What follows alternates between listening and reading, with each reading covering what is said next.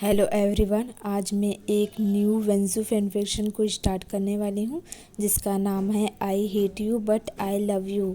Modern वेंजू fan fiction है जिसमें टॉप जाओ जिसू और बॉटम वेनका सिंह है। तो स्टोरी को स्टार्ट करते हैं। सुबह की खिलखिलाती धूप के साथ चिड़ियों की चहचहाती वॉइस, एक आलीशान बेड जिस पर एक ब्यूटीफुल एंजल बहुत प्यार से सोया हुआ है। सूरज की किरणें उसके गोरे ब्यूटीफुल फेस पर पड़ रही थी। उसी समय फ़ोन की रिंग की आवाज़ सुनकर वेनका सिंह की नींद खुल गई। फ़ोन रिसीव कर एयर पर फ़ोन रखते हुए वेनका सिंह कहता है, हेलो। फ़ोन की दूसरी साइड से एक पर्सन चिल्लाते हुए कहता है, वेनका सिंह, टाइम क्या हो रहा है? वेनका सिंह ने कहा, जॉन, क्यों तुम्हारे पास वॉच नहीं है? तुमने इस वक्त मुझे टाइम देखने के लिए कॉल किया है? फ़ोन के दूसरे साइड से जॉन ने कहा, वेनका सिंह को मेरे पास वॉच है पर लगता है तुम्हारे पास वॉच नहीं है। आज हमें कॉलेज जाना है, क्या तुम भूल गए हो? और 1 घंटे में कॉलेज स्टार्ट होने वाला है और तुम अभी तक बेड में हो। वेनका सिंह ने वॉच को देखते हुए कहा, ओह गॉड, सॉरी जॉन, मैं भूल गया था। मैं अभी 1 घंटे में रेडी होकर कॉलेज आता हूँ। जॉन ने कहा, ओके, मैं तुम्हारा वेट कॉलेज में कर रहा हूँ, जल्दी आओ।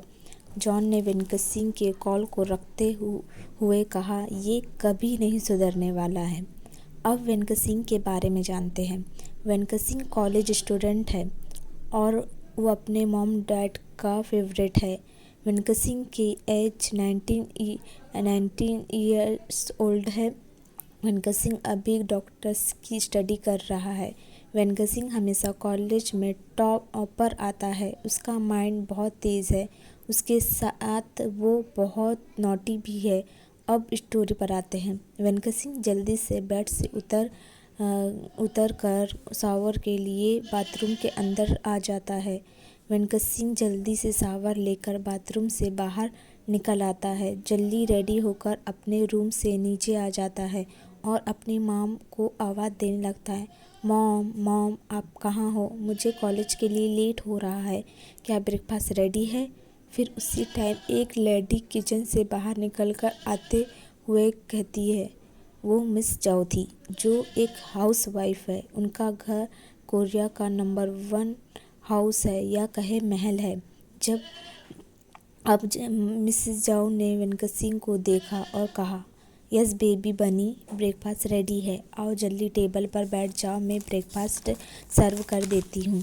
वेनका सिंह ने एक पाउट बनाते हुए अपने मॉम को देखा और कहा, मॉम, मैं कोई बेबी बनी नहीं हूँ, मैं अभी 90+ का हो चुका हूँ। मिसेस जाओ ने वेनका सिंह की बातों पर स्माइल की और उसके पाउटे लिप्स को देखा और कहा, देखो तुम्हारे फेस को, तुम एक बेबी बनी की तरह लग रहे हो और तुम कहते हो तुम बेबी बनी नहीं हो। फिर वेनका सिंह ने कहा मिसेस जाओ से, ओके मॉम, आप बताइए कि जाओ जिसू और डैड कहाँ हैं? क्या डैड अपने मीटिंग से लौट आए हैं? मिसेस जाओ ने कहा वेनका सिंह से, हाँ, तुम्हारे डैड मीटिंग से लौट आ चुके हैं और जाओ जिसू अपने ऑफिस चला गया। तुम्हें पता है कि जाओ जिसू टाइम का कितना पाबंद है, वो कभी भी किसी चीज़ के लिए लेट नहीं होता। और रही तुम्हारी बात, तो तुम तो हमेशा लेट उठते हो। जब तक मैं या कोई सर्वेंट तुम्हें ना उठाने आए या फिर तुम्हारा फ्रेंड जॉन ना तुम्हें उठाए तो तुम जल्दी उठते ही नहीं हो। फिर मिसेस जाओ ने कहा, और तुम्हारे डैड लिविंग रूम में हैं, न्यूज़पेपर रीड कर रहे हैं। वेनका सिंह ने हैप्पी होते हुए कहा, क्या डैड लिविंग रूम में है? मॉम, मैं डैड से मिल के आता हूँ। मिसेस जाओ ने कहा वेनका सिंह से, वेनका सिंह, पहले ब्रेकफास्ट तो कर लो फिर डैड से मिलना। वेनका सिंह ने भागते हुए कहा, नहीं मॉम, मैं पहले डैड से मिलना चाहता हूँ। ब्रेकफास्ट तो मैं कॉलेज के कैंटीन में भी कर सकता हूँ। ऐसा कहकर वेनका सिंह अपने डैड के पास चला गया। लिविंग रूम में मिसेस जाओ ने हंसते हुए कहा, ये भी ना कभी अपनी शरारतों से बाज नहीं आने वाला है। ऐसा कहकर वो भी वेनका सिंह के पीछे आने लगी। अब लिविंग रूम का सीन दिखाया जाता है। जहाँ मिस्टर जाओ न्यूज़पेपर रीड कर रहे थे। तभी एक क्यूट वॉइस ने उनकी नज़र न्यूज़पेपर से हटाकर उसके तरफ दौड़ के आते हुए वेंकट सिंह पर पड़ी, जो उनके पास दौड़ते हुए आ रहा था। वेंकट सिंह ने मिस्टर जाओ को हक करते हुए कहा, I miss you, I miss you, I miss you so much dad, I love you too dad. मैंने आपको बहुत मिस किया डैड, आप कब आए डैड? उसके डैड ने कहा, अभी ही आया हूँ। क्या तुम सो रहे थे? वेंकट सिंह ने कहा, नहीं तो मैं कब से उठ चुका हूँ और मैं कॉलेज जाने के लिए रेडी भी हो चुका हूँ।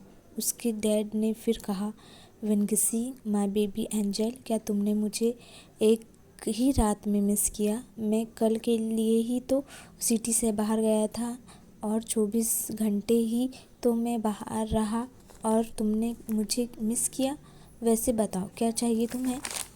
वेंकट सिंह ने अपने डैड को देखते हुए कहा, क्या मतलब है डैड आपका? वेंकट सिंह के डैड ने कहा, मेरा मतलब आज मॉर्निंग में ही मुझे इतना प्यार मिल रहा है मेरे बेबी एंजल से, तो ज़रूर कोई बात है।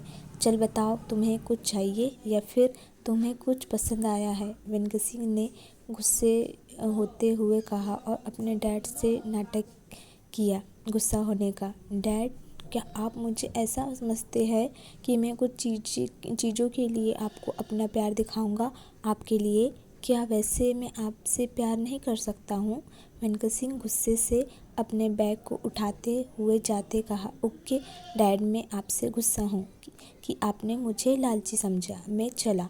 उसी समय मिसेस जाओ भी वही आई और सारी बातें सुनी मिस्टर जाओ और वेंकट सिंह की। वेंकट सिंह ने अपनी मॉम को हग किया और कहा, मॉम मैं चला कॉलेज और मैं मोटर बाइक से जाऊंगा आज। मिसेस जाओ ने देखा कि कैसे वेंकट सिंह नाटक करके गुस्से में मोटर बाइक का कहकर वहाँ से चला गया। तभी मिसेस जाओ ने मिस्टर जाओ से कहा, हबी आपने उसे ऐसा क्यों कहा? देखो वो नाराज़ होकर चला गया। पता है आपको, वो रात से आपके बारे में पूछ रहा था कि डैड आ गए क्या, और आपने उसका दिल दुखा दिया। तभी मिस्टर जाओ ने मिसेस जाओ को देखा और कहा, हनी डार्लिंग तुम चिंता मत करो, वो मान जाएगा क्योंकि मुझे उसे मनाना आता है। ऐसा कहकर मिस्टर जाओ ने मिसेस जाओ को हग किया और कहा, I miss you dear, miss you too hubby. Mrs जाओ ने मिस्टर जाओ से कहा। मिस्टर जाओ ने कहा मन ही मन में, ऐसे ही मेरी फैमिली हैप्पी रहे, गॉड कभी भी मेरी फैमिली को किसी की नज़र न लगे। फिर मिस्टर जाओ ने अपने मन में ही सोचा, मिसेस जाओ मेरी सेकंड वाइफ है। जाओ जिसू के मॉम जाओ जिसू को बर्थ देते ही टाइम जाओ जिसू और मुझे छोड़कर चली गई। उसके बाद मैंने मेरे डैड की क्लोज़ फ्रेंड की डॉटर से मैरिज किया क्योंकि मैं हमेशा अपने वर्क में बिज़ी रहता था। भले ही मैं कोरिया का नंबर 1 बिजनेसमैन हूँ, फिर भी मुझे किसी की ज़रूरत थी जो मेरे जाओ जिसू का ख्याल रख सकती थी। मैं चाहता तो एक बेबी सीटर भी रख सकता था अपने जाओ जिसू के लिए, पर कोई भी बेबी सीटर मेरे बच्चों को एक माँ की तरह प्यार नहीं दे सकती थी, इसलिए मुझे दूसरी शादी करनी पड़ी। मैं हमेशा वर्क में बिज़ी रहता था, कभी कभी तो मैं अपने बेटे को नहीं देख पाता था। पूरा दिन सर्वेंट से ही जाओ जिसू की टेक केयर करते थे, इसलिए मैंने मिसेस जाओ को अपने घर शादी करके लाया। उन्होंने एक रियल माँ से ज़्यादा जाओ जिसू का ख्याल रखा। मैं अपनी वाइफ की जगह कभी भी किसी को नहीं देना चाहता था, लेकिन मुझे जाओ जिसू की चिंता थी, इसलिए मैंने अपने दिल को समझाया और मैंने मिसेस जाओ को इस घर में लेकर आया। पर मैं कभी भी मेरी सेकंड वाइफ को प्यार नहीं कर पाया, पर मिसेस जाओ के सॉफ्ट हार्ट और एक काइंड नेचर ने मुझे उनसे प्यार करने में मजबूर कर दिया। मुझे मिसेस जाओ को जानने के लिए 1 साल लगे, फिर उसके बाद मेरी लाइफ में बेबी एंजल वेंकट सिंह की एंट्री हुई। जब जाओ जिसू 15 साल का हो चुका था, वो भले ही 15 साल का उस समय हो गया था वो, लेकिन वो बहुत समझदार बच्चा था जो बहुत सी बातों को आसानी से समझ जाता था।